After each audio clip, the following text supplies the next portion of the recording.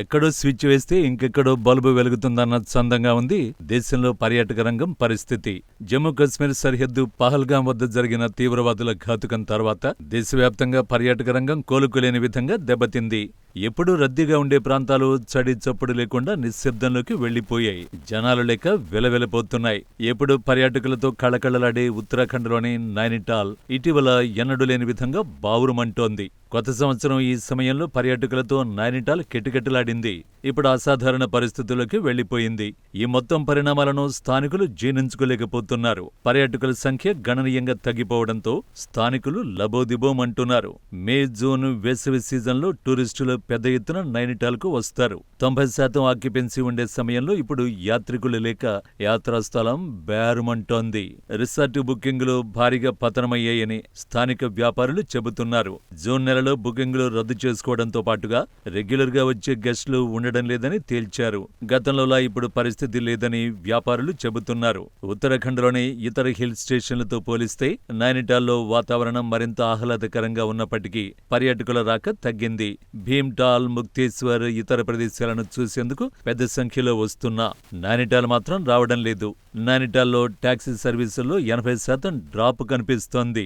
పర్యాటకుల మీదే ఆధారపడి జీవిస్తున్న వారి పరిస్థితి అయోమయంగా మారుతోంది. పర్యాటకం ఇక్కడి ప్రజల ఆర్థిక వృద్ధికి కీలకం. ఎక్కువ మంది టూరిజం పైనే ఆధారపడి జీవిస్తారు.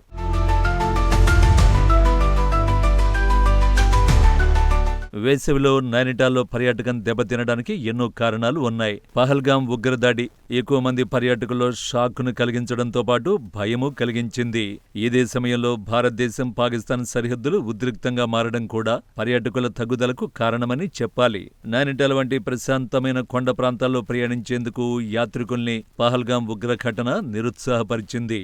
కేవలం నైనిటాల్ మాత్రమే కాదు, ఇతర రాష్ట్రాల్లోనూ పర్యాటకుల సంఖ్య భారీగా తగ్గింది. కేరళ వర్తకులు సైతం ఇదే అభిప్రాయంతో ఉన్నారు. ఉత్తరాఖండ్లో పరిస్థితుల గురించి చెబుతోంటే తామున్న ఏరియాలోనూ ఇదే సీనని చెప్పడం విశేషం. రెండు దేశాల రగడతో ఆక్యుపెన్సీ రేటు తగ్గిందంటున్నారు. ఓవైపు ఉగ్రదాడి, మరోవైపు స్థానికంగా ఒక మత ఘర్షణ మొత్తం వ్యవహారాన్ని దెబ్బతీసింది. మే 1న నైనిటాల్లో 12 ఏళ్ల బాలికపై 60 ఏళ్ల వ్యక్తి దాడి ఘటనతో మత కలహాలు, ఆ తర్వాత నిరసనలు, విధ్వంసక చర్యలకు దారితీసింది. పోలీసులు నిందితుడు కాంట్రాక్టర్ ఉస్మాన్ను అరెస్ట్ చేయడం, ఆ తర్వాత హింసను తగ్గించడానికి భద్రతా దళాలను మోహరించారు. ఒక వర్గానికి చెందిన దుకాణాలు ధ్వంసం చేయడంతో రాళ్ల దాడులు జరిగాయి.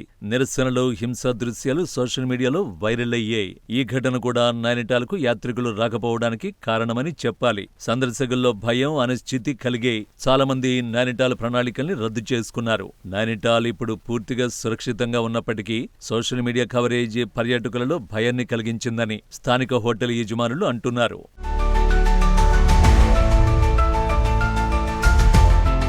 పర్యాటకం క్షీణించడానికి స్థానికులు కొన్ని కారణాలు చెబుతున్నారు. పర్యాటకులను పట్టణంలోకి తమ సొంత వాహనాల్ని తీసుకురావడానికి అనుమతించకపోవడం కూడా ఓ కారణం. నైనిటాల్ నుండి కనీసం 10 కిలోమీటర్ల దూరంలో పార్క్ చేయమని వారిని కోరుతున్నారు.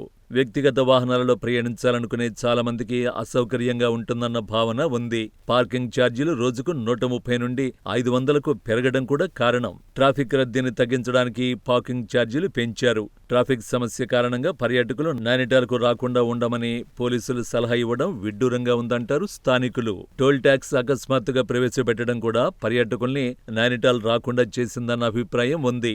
బారాపాథర్, ఫాన్షీ ఖండేరాల్లోని టోల్ వసూలు బూత్లని కొత్త పర్యావరణ పన్ను వ్యవస్థ కింద ప్రవేశపెట్టారు. పన్నులు, పార్కింగ్ ఛార్జీల పెరుగుదల ట్రాఫిక్ ను నియంత్రించడానికేనంటూ అధికారులు ఎంతగా చెప్పినా అంతిమంగా ఇప్పుడు నైనిటాల్కు టూరిస్టులు రాకుండా చేసింది.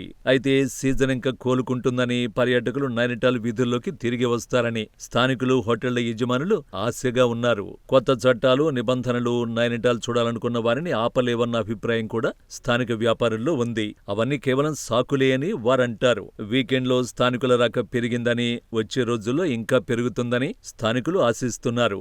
గత వారం ఆక్యుపెన్సీ 40%కి చేరిందని, సరిహద్దు ఉద్రిక్తతలు పూర్తిగా తగ్గితే పర్యాటకులు తిరిగి వస్తారని స్థానిక వర్తకులు అంటున్నారు. ఆగస్టులో జరగబోయే స్వాతంత్ర్య దినోత్సవ వారాంతంలో సందర్శకుల సంఖ్య పెరుగుతుందని నమ్ముతున్నారు. జూన్లో పర్యాటకుల సంఖ్య కొంతవరకు సాధారణ స్థితికి వస్తుందని ఆశిస్తున్నారు.